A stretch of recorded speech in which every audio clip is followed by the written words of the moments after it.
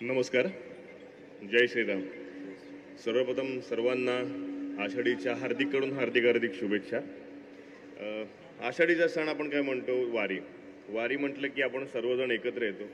मला असं वाटतं की ही जी डिजिटल वारी आहे इथे आज म्हणजे ठाणे पोलिसांनी सर्वांना एकत्रच आणले. कारण की कधी कधी काय होतं, एक तर सगळ्यांना सवय लागलेली आपल्याला मोबाईलची. दिवसातल्या 24 तासांपैकी 20 तास आपण मोबाईलवरती असतो, झोप वगैरे सगळं विसरून. आणि QR कोड स्कॅन करायची आपल्याला सवय लागलेली असते. कुठेही जा, सध्या कोण पाकिट पण घेऊन जात नाही. पण त्यातल्या त्यात आपण चांगले QR कोड कसे स्कॅन करावे तर त्याचं उत्तम उदाहरण आहे.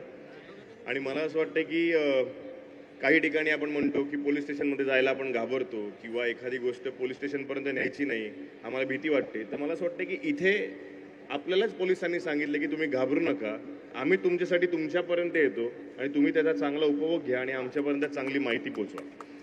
सो मला असं वाटते की हे 5 उपक्रम आहेत, 5 वेगवेगळे QR कोड्स आहेत, हे सगळ्यांनी स्कॅन केले पाहिजेत आणि त्याचा उपभोग घेतला पाहिजे. कारण की आपल्या आजूबाजूला काय घडतंय ह्या आपण ते सांगण्यासाठी आणि त्याची जबाबदारी घेण्यासाठी आपण जबाबदारी आहोत, कारण की आपण सुजाण नागरिक आहोत.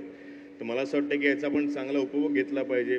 व्हॉट्सॲपचा चांगला वापर केला पाहिजे, इंस्टाग्रामचा चांगला वापर केला पाहिजे. की कुठेतरी इंस्टाग्रामवर चांगल्या गोष्टी होत आहेत आणि त्याचा चांगला वापर केला जातोय, याचं उत्तम उदाहरण आपल्या समोर आहे. तर त्यामुळे या QR कोडचा तुम्ही जास्तीत जास्त वापर करा.